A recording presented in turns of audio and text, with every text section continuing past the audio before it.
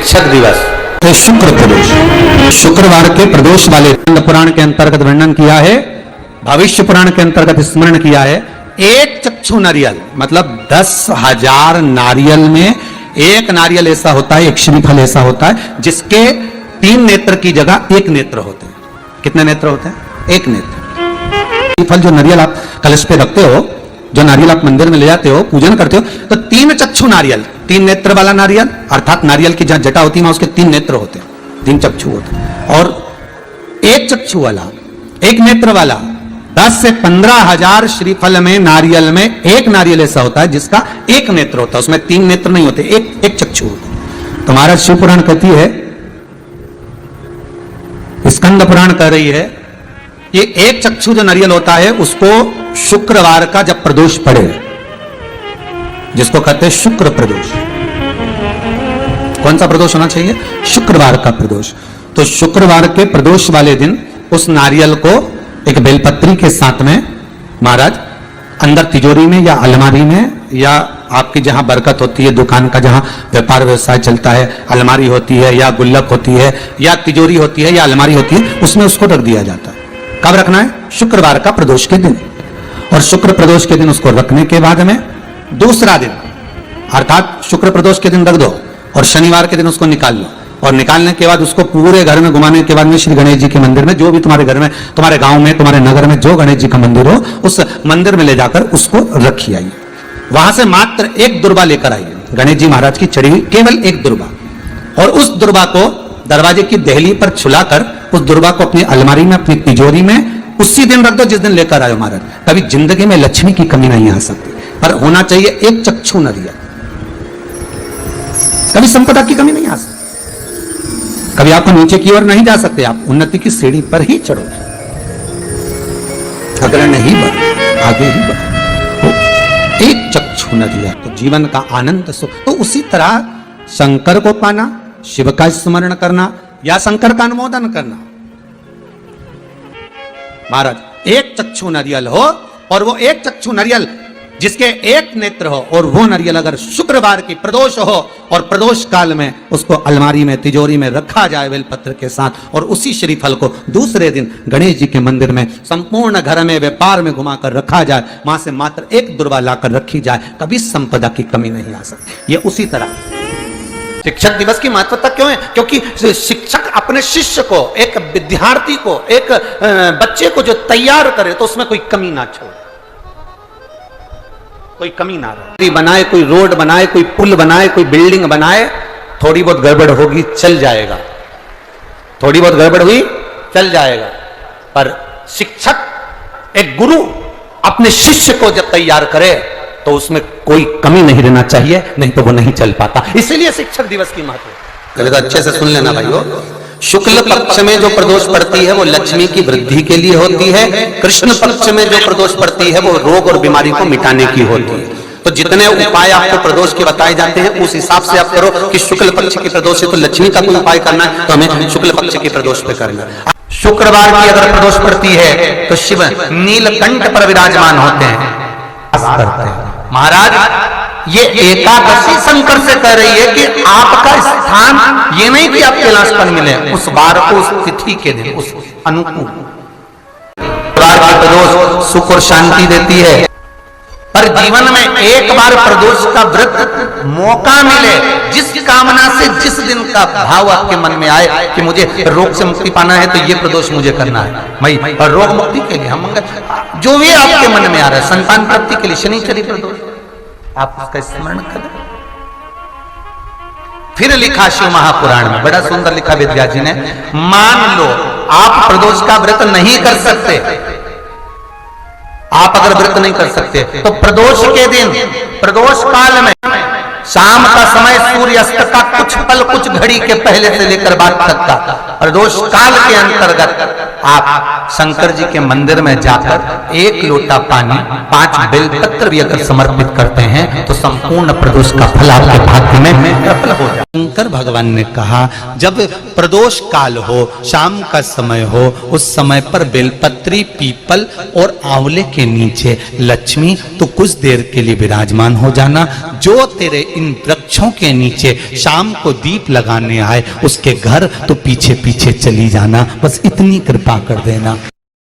मंदिर में अगर कोई दिया रखा हुआ है और आप घर से इतनी बड़ी डब्बी ले गए, उसमें घी थी, बत्ती थी, माचिस थी, माचिस, बत्ती और घी डब्बी में तुम लेकर चली गई, दिया लेकर नहीं गई, तुमने दूसरे के रखे हुए दिए में अपनी बत्ती लगाकर आ गई हो, तो तुम हजारों बार बत्ती लगाना, जिसका दिया था उसी के खाते में वो दीप दान जाएगा। तुम्हारे खाते सब जगह भटक लिए, सारी दुनिया में जाकर बोलिया है, जगह जगह जाकर प्रार्थना कर ली, निवेदन कर लिया, तो भी तुम्हारा अगर कोई काम ना बने, तब एक काम जरूर करना, एक बेलपत्र, एक शमी पत्र, एक कनेर का फूल देवाधिदेव महादेव को प्रत्येक प्रदोष के दिन शिवजी को जल चढ़ाकर समर्पित करना प्रारंभ कर दो। 2 या 3 प्रदोष निकलेगी, मेरा देवाधिदेव महादेव तुम्हारी झोली खुशियों से भर दे निश्चित। आप लोगों के स्मरण में होगा कि एक शिष्य के बहन की शादी आ गई, कथा सुनी थी आप लोगों ने। शिष्य के बहन की शादी आ गई और उसने सोचा, गुरुजी का तो इतना बड़ा आश्रम है, गुरुजी के पास इतना करोड़ों का धन है, गुरुजी के पास में इतना वैभव है, तो मेरी बहन की शादी तो गुरुजी कर देंगे। उसने कहा गुरुजी के पास जाकर, गुरुजी मुझे मेरे गांव जाना है। गुरुजी ने कहा जा। गुरुजी मेरी बहन की शादी है। गुरुजी ने कहा बधाई हो। गुरुजी हम बहुत गरीब हैं गुरुजी, हमारे पास में कुछ भी नहीं। गुरुजी कहते हैं सब भगवान बैठा है, सब अच्छा करेगा, क्यों टेंशन लेता है, जा। अब जाने लगा। गुरुजी ने उससे कहा सुन, तेरी बहन की शादी है, अंदर कोई अनार देकर गया है, एक झोले में अनार रखे हैं, तू ले जा। तेरी बहन की शादी में अनार लेकर चले जा। अब अनार रखे थे और अनार लेकर चला तो मन में कोसता गया, काय का गुरुजी, इतना बड़ा आश्रम, इतना बड़ा वैभव, इतना बड़ा धन, इतनी दौलत, इतनी सत्ता, तो भी गुरुजी ने बताओ केवल अनार ही दिया। इतना बड़ा गुरुजी था, थोड़ा बहुत तो दे देता तो मेरी बहन की शादी हो जाती। और गुरुजी ने दिया तो केवल अनार।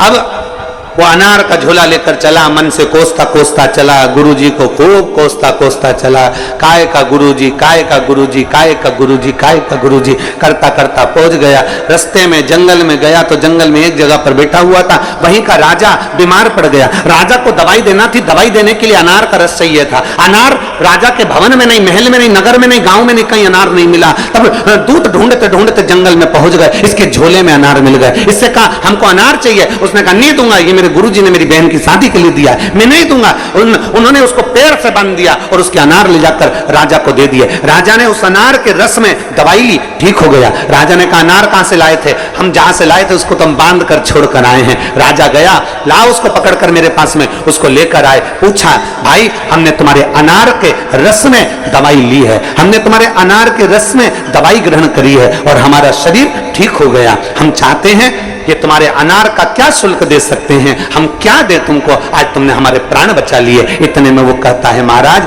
अनार तो मेरी बहन की शादी के लिए मेरे गुरु ने दिए थे। तुम्हारी बहन है? हाँ। उसकी शादी है? हाँ। चिंता मत करो, तुम्हारी बहन की शादी जैसे एक राजा की लड़की की शादी होती है, वैसे तुम्हारी बहन की शादी हो। शिष्य की आंख से आंसू बहने लगे कि गुरु ने तो अनार दिए थे पर मेरी बहन की शादी राजघराने जैसी हो गई। मतलब गुरु तो केवल कह देता है, गुरु तो केवल बोल देता है कि आपको एक लोटा जल मंदिर तक लेकर जाना है। गुरु तो कह देता है कि श्री शिवाय नमस्तुभ्यम जपना है। गुरु तो कह देता है कि एक बेलपत्र का सेवन करना है। गुरु तो कह देता है कि आपको शिव भक्ति को धारण करना है। ये गुरु कह देता है। आगे करना आपको, भजन आपको करना है, कीर्तन आपको करना है, मंत्र जाप आपको करना है, स्मरण आपको करना है। तेरे मंदिर में आना मेरा काम है और मेरी बिगड़ी बनाना। पत्री के वृक्ष के नीचे शंकर का शिवलिंग बनाकर पूजन करने से क्या फल मिलता है?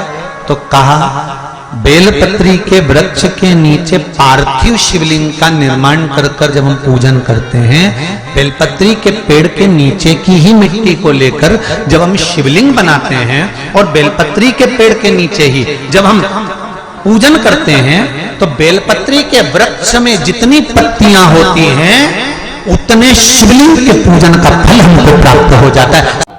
आपको लग रहा है कि दुख समाप्ति नहीं हो रहा है, एक बीमारी से उठे दूसरी बीमारी में लग गए, फिर कोई दुख आ गया, फिर कोई दुख आ गया, फिर कोई तकलीफ आ गई, फिर कोई तकलीफ आ गई, बार बार आपको लग रहा है कि दुख पीछा ही नहीं छोड़ रहा। प्रदोष के दिन बेलपत्री के वृक्ष के नीचे और दूसरा दिया अपने दरवाजे की चौखट के बाहर, मतलब अपन बाहर खड़े होंगे, अंदर की ओर दिया नहीं, बाहर की ओर एक दिया बेलपत्र के नीचे देवाधिदेव महादेव से प्रार्थना कर कर, हे शिव शंकर, हे गौरी शंकर, हे शिव, आज प्रदोष का दिन, प्रदोष काल में आप भ्रमण के लिए निकलोगे नंदीश्वर के साथ में, ऐसी कृपा करना, आपके लिए मैंने द्वार सजाया है भोलेनाथ, आपकी दृष्टि मेरी चौखट पर भी कर देना, मेरी जिंदगी संवर जाए। इसलिए 2 दीप इसे प्रदोष के दिन, प्रदोष काल में एक दिया बेलपत्री के वृक्ष के नीचे लगाया है और दूसरा दिया जब आप घर में प्रवेश करोगे तो राइट हैंड पर ही लगाएं। कौन से हैंड पर लगाएं?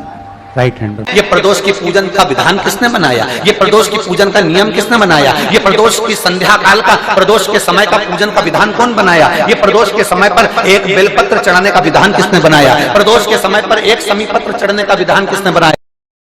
अगर मान लो कोई भिखारी से भिखारी व्यक्ति भी है जो ठेला चला रहा है, उसके पास में खाने के लिए कुछ नहीं है, फटे कपड़े पहन रहा है, उसकी जिंदगी में कुछ भी नहीं बचा और कर्जे में लदालूम हो गया, एक चावल का दाना अगर वो प्रदोष के दिन, प्रदोष काल में शाम के समय पर शंकर के शिवलिंग पर चढ़ा देता है तो 3 या 4 प्रदोष में उसका कर्जा चूकना प्रारंभ हो जाता है। प्रदोष का विधान।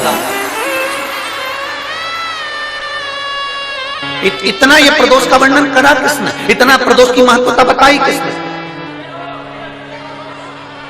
इतना वर्णन अगर प्रदोष की महत्वता बताने वाला कोई है, इसीलिए मेरे शंकर भगवान माता सती को लेकर कुंभज ऋषि के यहाँ, अगस्त ऋषि के यहाँ कथा सुनने के लिए गए थे, क्योंकि उनके बराबर कोई शंकर के महत्व को बता नहीं सकता और प्रदोष के महत्व को नहीं बता सकता। सती मैया को प्रदोष का महत्व बताने के लिए शंकर सती जी को लेकर कुंभज बाबा के यहाँ गए थे, अगस्त ऋषि के, कि प्रदोष के महत्व को तो जानो सती, तुम प्रदोष के महत्व को तो सती जानो, तुम प्रदोष के महत्व को तो सती पहचानो कि प्रदोष का महत्व क्या होता है, प्रदोष काल का महत्व क्या होता है, प्रदोष के समय का महत्व क्या होता है। जिस समय पर सूरज डूब रहा हो, चंद्र प्रकाशित हो रहा हो, दोनों का मेल हो रहा हो, ना तो पूरा सूरज डूबा है, ना पूरा चंद्र आया है, ना पूरा अंधेरा है, ना पूरा उजाला है, उस समय को प्रदोष काल कहा गया। उस समय को प्रदोष का समय। प्रदोष के दिन यदि कहीं से आपको शनि पत्र मिल जाए और प्रदोष काल में, प्रदोष का जो समय होता है, शाम का जो समय होता है प्रदोष काल, 4 प्रदोष 5 प्रदोष आप कर देखिएगा कि आपका कोई काम है, कोई नौकरी के लिए आप अप्लाई कर रहे हैं, कोई समस्या बड़ी विकट आ गई है, कोई तकलीफ, बड़ा गला पकड़ रहा है बेटा, कोई तकलीफ विकट आ गई है, कोई समस्या विकट आ गई है, प्रदोष के प्रदोष काल अगर एक शमी पत्र भी आप घर के शिवलिंग को, अब ये करने के लिए आपको मंदिर के शिवलिंग नहीं जाना, अपने घर में जो शिवलिंग, चाहे वो स्फटिक का हो, कागज का हो, यदि आप भगवान शंकर के शिवलिंग पर समर्पित कर रहे हो और उस शमी पत्र को उठाकर रात्रि को 9:15 की जो एक मुहूर्त होता है, एक समय होता है, जिस समय पर हम अपने मन की बात भगवान शंकर को कहते हैं, पूर्व में भी इसका वर्णन 15 मिनट पर वो शमी पत्र को उठाकर एक कागज में, एक कटोरी में उसको रखते थे। 4 या 5 प्रदोष के उस शमी पत्र को अपने पास में रखिए और जिस कार्य के लिए जा रहे हो उसको जेब में ऊपर के भाग में उसको रखकर लेकर जाइए, आपका वो कार्य सफल होकर ही रहेगा, वो रुक नहीं सकता। शमी पत्र में इतना बल होता है, प्रदोष का जो शमी पत्र होता है वो बड़ा बलवान, बड़ा होता है। एक बार माता पार्वती जी ने भगवान शंकर से कहा, प्रभु ये संसार सागर बड़ा विचित्र है। तो शिव जी ने पूछा, पार्वती आप संसार में रहती हो, आप मृत्यु लोक में रहती हो, आप इस भूमंडल पर रहती हो और आप ही कह रही हो कि संसार सागर बड़ा विचित्र है? हाँ प्रभु, ये संसार बड़ा विचित्र है। और शिव जी ने पूछा वो कैसे? पार्वती जी बोली, प्रभु जिसको दुख मिलता है उसको दुख ही दुख मिलता चले जाता है, और जिसको सुख मिलता है उसको सुख ही सुख मिलता चले जाता है।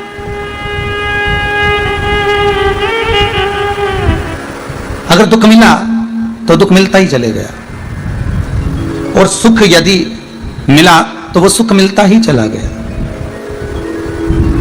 मेरा केवल इतना सा निवेदन है भोलेनाथ शंभो कि अगर किसी ने मान लो दुख झेल लिया, उसको दुख मिल गया, तो फिर उसको उस दुख से थोड़ा सा तो निजात मिलना चाहिए, थोड़ी तो राह मिलना चाहिए।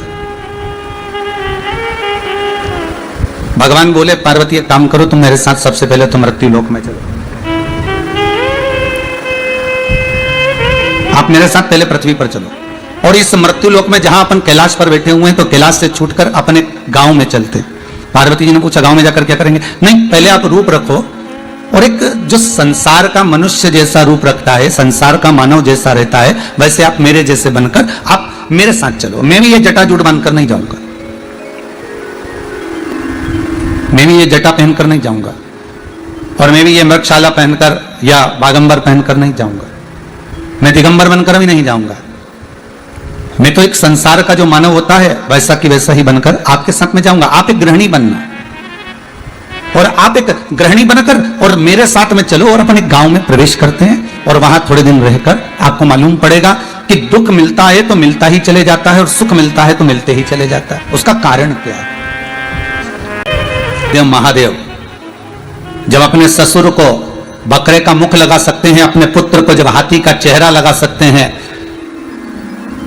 संपूर्ण विश्व का कल्याण करने वाला वो देवाधिदेव महादेव, संपूर्ण आनंद देने वाला प्रथम डॉक्टर है वो, पहला। कोई दूसरा नहीं। पार्वती से कह रहे चलो हमारे साथ, और एक गांव में अपने को चलकर रहना है। और दुख क्यों मिल रहा है? सुखी व्यक्ति को सुख ही क्यों मिल रहा है? दुखी व्यक्ति को दुख ही क्यों मिल रहा है? उसका कारण समझना है। और शंकर पार्वती को लेकर गए, गांव में पहुंच गए। गांव के लोगों ने पूछा, कहां से आए हो भाई? शंकर भगवान बोले, बस पास के 7 गांव छोड़कर आए हैं, और अब हमने वो गांव छोड़ दिया है, अब इसी गांव में रहेंगे। अच्छा अच्छा, कहां रहोगे? ये हमारा झोपड़ा पड़ा है, इसमें रह लीजिए। हाँ भैया। शंकर पार्वती इसमें रहने के लिए गए। पार्वती जी बोली, खाएंगे क्या? शंकर भगवान बोले, मैं भोजन की व्यवस्था करता हूं, तू जब तक भोजन बनाने की व्यवस्था कर ले। मैं भोजन लेकर आता हूं, तू भोजन बनाने की तैयारी कर। पार्वती जी बोली, ठीक है। और माता पार्वती जब अंदर गई तो अंदर जाकर देखा कि वो चूल्हा जो होता था ना पुराने समय का, मट्टी का चूल्हा, तो पार्वती जी ने कहा, चूल्हा तो है ही नहीं, रोटी काय में बनाएंगे, सब्जी काय में पकाएंगे, भोजन कैसे बनाएंगे? पार्वती जी गई और जाकर उन्होंने कुछ ईंट ढूंढी। ईंटें जो दीवार में चुनाई जाती हैं, वो ईंट ढूंढी गई। अब पार्वती जी बहुत सारी जगह गई पर वो ईंट नहीं मिली। बहुत ढूंढने के बाद पार्वती जी एक झोपड़े के पास गई। वो झोपड़ा झरझर हो रहा था, वो झोपड़ा टूट सा रहा था, बड़ा कमजोर हो चुका था। पार्वती जी ने वहां से एक ईंट उठाई, 2 ईंट उठाई, 3 ईंट उठाई, और उठाकर 4-5 ईंट पार्वती जी लेकर आई, और आकर उन्होंने चूल्हा बना लिया। शंकर भगवान आए सामग्री लेकर, और सूखा सामान लेकर शंकर भगवान ने आकर कहा, ले पार्वती भोजन बनाओ, तैयारी करो। चूल्हा बनाया। पार्वती कहे, हाँ, ईंटें कहां से लेकर आई हो? पार्वती जी ने कहा, वो एक मकान था ना, वो झरझर हो रहा था।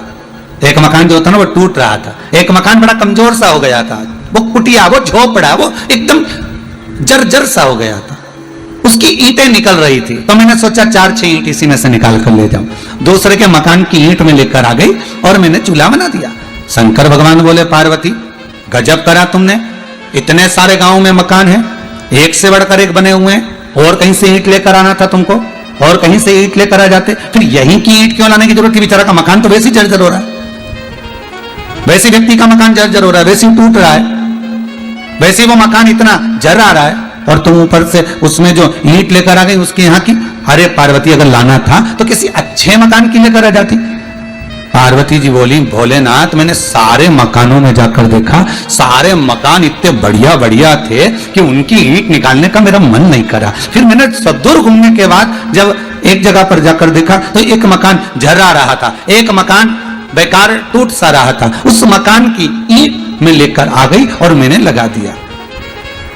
शंकर भगवान ने कहा पार्वती तुम्हारे प्रश्न का उत्तर मिल गया कि दुखी व्यक्ति को दुख ही दुख क्यों मिलता रहता है और सुखी व्यक्ति को सुख ही सुख क्यों मिलता रहता है। जैसे पार्वती तुम अच्छा मकान देखा तो तुम उसकी ईंट निकाल कर नहीं लाई, तुमने अच्छा भवन देखा तो तुमने उसकी ईंट नहीं निकाली, पर जो मकान झरझरा सा हो गया था, जो मकान टूटा सा हो गया था, जो मकान की ईंटें झर रही थी, जिस मकान की ईंटें नीचे गिर रही थी, तुमने वहीं की ईंट निकाली। पार्वती जी शंकर जी कहते हैं बस तुम्हारे प्रश्न का उत्तर यही है, जिसने इस मकान को सवार लिया, जिसने इस मन को सवार लिया, पार्वती जी जिसने इस मन को सुधार लिया भगवत भजन से, स्मरण से, शिव कथा से, राम कथा से, कृष्ण कथा से, भगवान की भक्ति से, जिसने इस महल को, इस मकान को, इस भवन को संभाल लिया होता है, फिर उसको दुख नहीं मिल पाता है।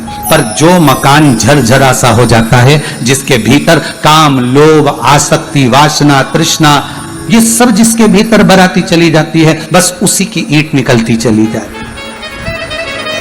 बस उसी की ईंट निकल रही है। दुख क्यों मिल रहा है? दुख मिलने का कारण क्या है? क्यों तकलीफें मिलती है? उसका कारण क्या है? हम मृत्युलोक में जन्म तो ले लिए, हम पृथ्वी पर आ तो गए, पर इस पृथ्वी पर आने के बाद हमारा जो कर्म है, हम उस कर्म से वंचित हैं, हम उस कर्म से वंचित। प्रदोष काल में, प्रदोष के समय पर बेलपत्री के वृक्ष के नीचे एक बार जाकर नमन करना, और प्रदोष काल में शंकर भगवान के मंदिर में दिया लगाना, ये दो चीजें अगर वो 3 महीना भी लगातार कर ले तो उसके जीवन में कभी कोई समस्या आ ही नहीं सकती, कोई दुख आ ही नहीं सकता। जिस नारी को, जिस पुरुष को, जिस बच्चे को, जिस बड़े को चर्म रोग हो जाता है, चमड़ी सफेद पड़ने लगती है, जब चमड़ी सफेद पड़ने लगती है, चर्म रोग जैसा जब हो जाता है या चर्म रोग उसको घेरने लगता है, चमड़ी जब सफेद पड़ने लगे या चमड़ी काली पड़ने लगे, या चर्म रोग सोराइसिस जैसी बीमारी तक के लिए है।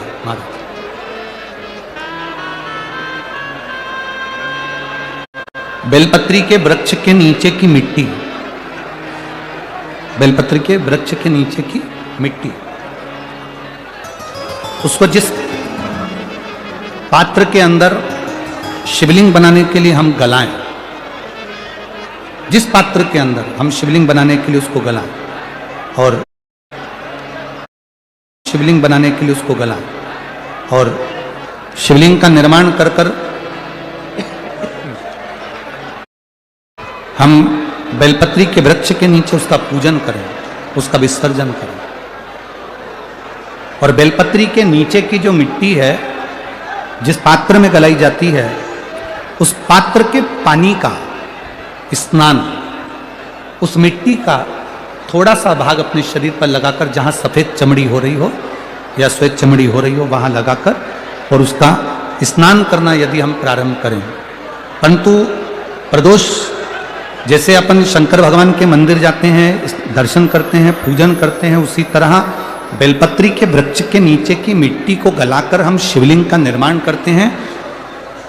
स्नान करना या शरीर पे लगाने के साथ में सबसे ज्यादा जरूरी है शंकर भगवान के उस शिवलिंग की पूजन करना, पार्थिव लिंग की पूजन करना होगी। वहां से धीरे धीरे बाबा अपने असली रंग को देना प्रारंभ कर देता है। इतना बेलपत्री के वृक्ष की पार्थिव लिंग